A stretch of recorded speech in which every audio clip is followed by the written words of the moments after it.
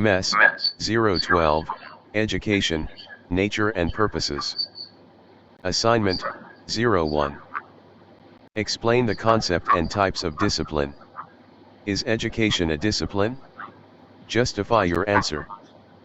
A concept and types of discipline in education. Discipline, in the context of education, refers to the systematic method of instilling order, control, and a sense of responsibility in students, leading to their personal and academic development.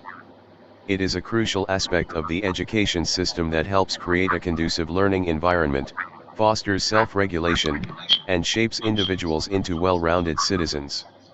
Discipline encompasses various strategies, approaches, and techniques that educators use to maintain decorum, encourage positive behavior, and enhance learning outcomes. Types of discipline. Positive discipline. This approach focuses on rewarding and reinforcing desirable behaviors. It involves praising students for their achievements, showing appreciation for their efforts, and using incentives like certificates or privileges to motivate good conduct. Positive discipline aims to create an atmosphere of encouragement, promoting self-esteem and a sense of accomplishment. Preventive discipline.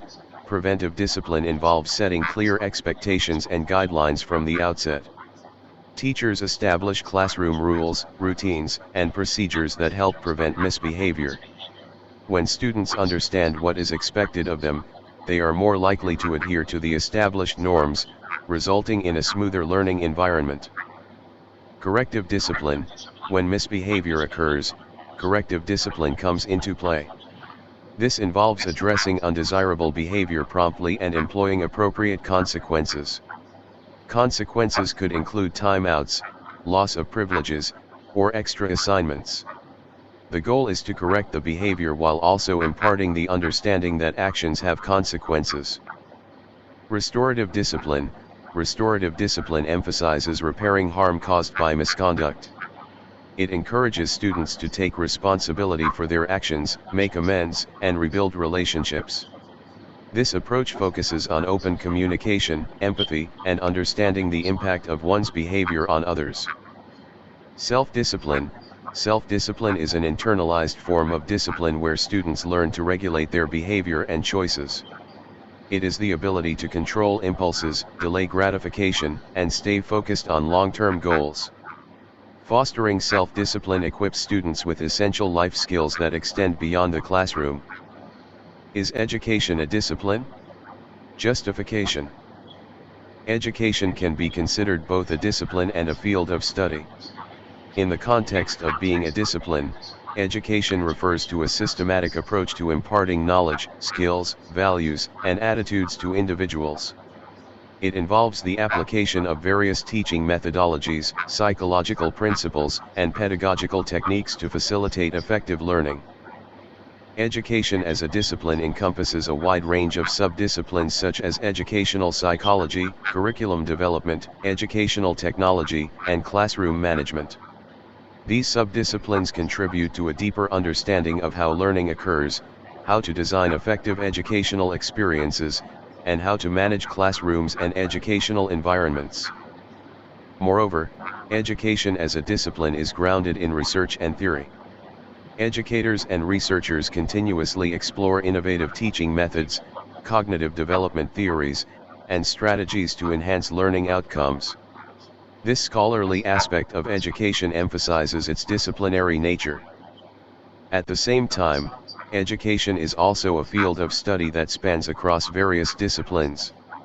For instance, educational psychology draws from psychology, curriculum development intersects with instructional design, and educational leadership incorporates management and organizational theories.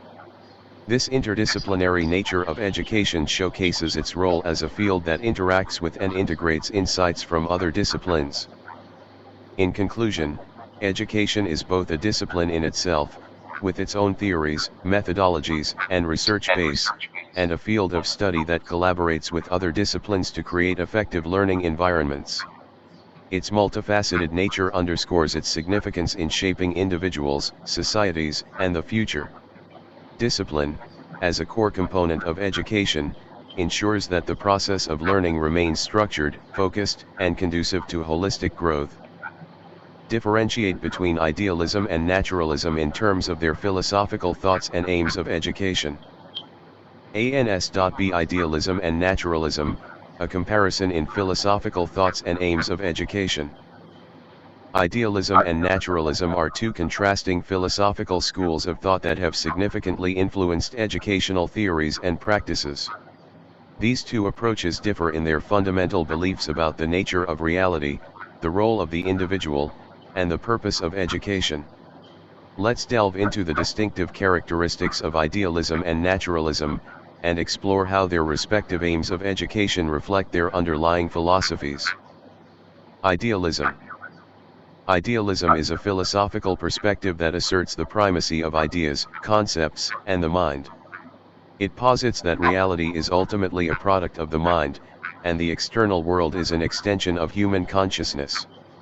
Idealists believe that the true nature of reality can only be understood through introspection, reflection, and contemplation.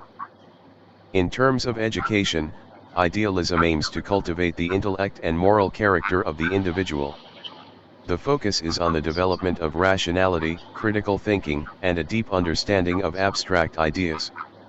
Idealists advocate for a curriculum that emphasizes subjects like philosophy, literature, mathematics, and the sciences, as these disciplines are believed to nurture the intellect and enable individuals to grasp universal truths.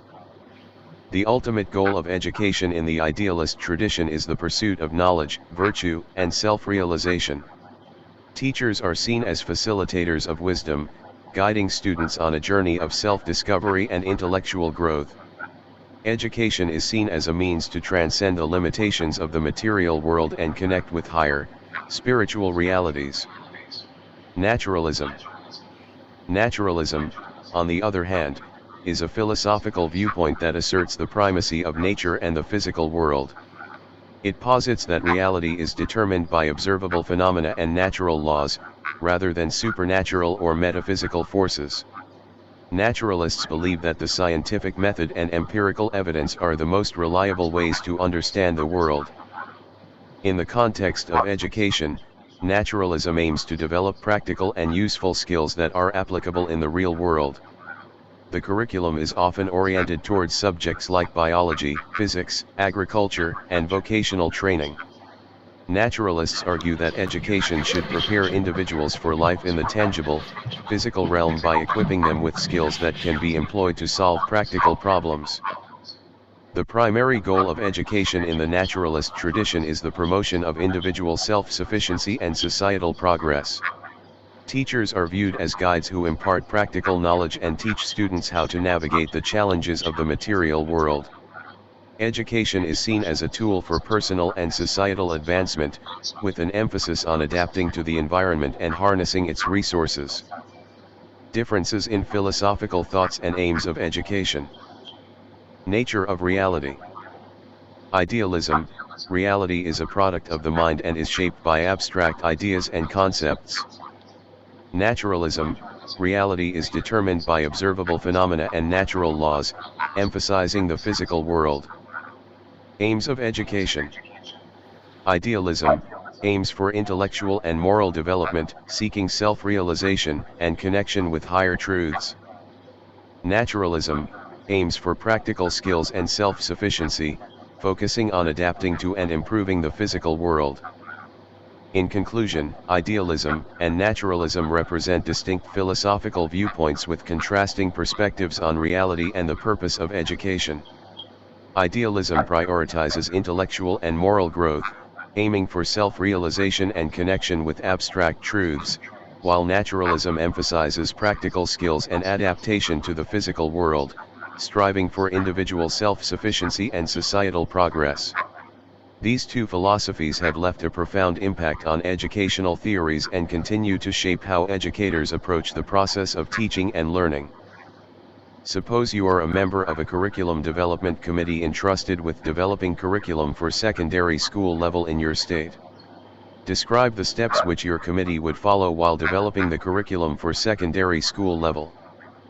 ANS.C Developing a curriculum for secondary school level is a crucial task that requires careful planning, collaboration, and a focus on the educational needs of students. A curriculum development committee plays a pivotal role in shaping the learning experiences of students, ensuring that the curriculum is comprehensive, engaging, and aligned with educational goals. The following steps outline the process that the committee would follow to develop an effective curriculum. Needs assessment and analysis. The committee would begin by conducting a thorough needs assessment and analysis of the educational landscape in the state. This involves identifying the learning needs of students, considering societal and technological advancements, and understanding the requirements for higher education and the job market. Defining educational goals and objectives. Clear educational goals and objectives are essential for curriculum development. The committee would establish what students should know and be able to do by the time they complete the secondary level. These objectives would guide the selection of content, teaching strategies, and assessment methods. Content selection and sequencing. Based on the established objectives, the committee would select appropriate subject content. The content should be relevant, up-to-date, and aligned with academic standards. It should also be sequenced logically to facilitate progressive learning and skill development. Integration of cross-curricular themes. The curriculum should incorporate cross-curricular themes such as critical thinking, problem-solving, communication, and digital literacy. These skills are essential for students' holistic development and future success. Designing learning activities and assessments. The committee would design a variety of learning activities that cater to different learning styles and abilities. Additionally, a range of assessment methods, including formative and summative assessments, should be devised to measure student progress accurately. Incorporating technology and resources. Modern education relies on technology for effective learning. The committee would integrate digital tools, online resources, and multimedia materials to enhance teaching and learning experiences. Considering inclusivity and diversity. The curriculum should be inclusive, considering the diverse backgrounds and learning needs of students. It should incorporate materials and examples that reflect various cultures, perspectives, and abilities. Teacher training and support. A well-designed curriculum requires skilled educators to implement it effectively.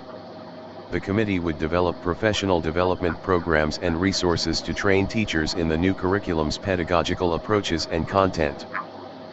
Piloting and feedback. Before full implementation, the curriculum would be piloted in a select number of schools. Feedback from teachers, students, and parents would be collected to identify strengths, weaknesses, and areas for improvement.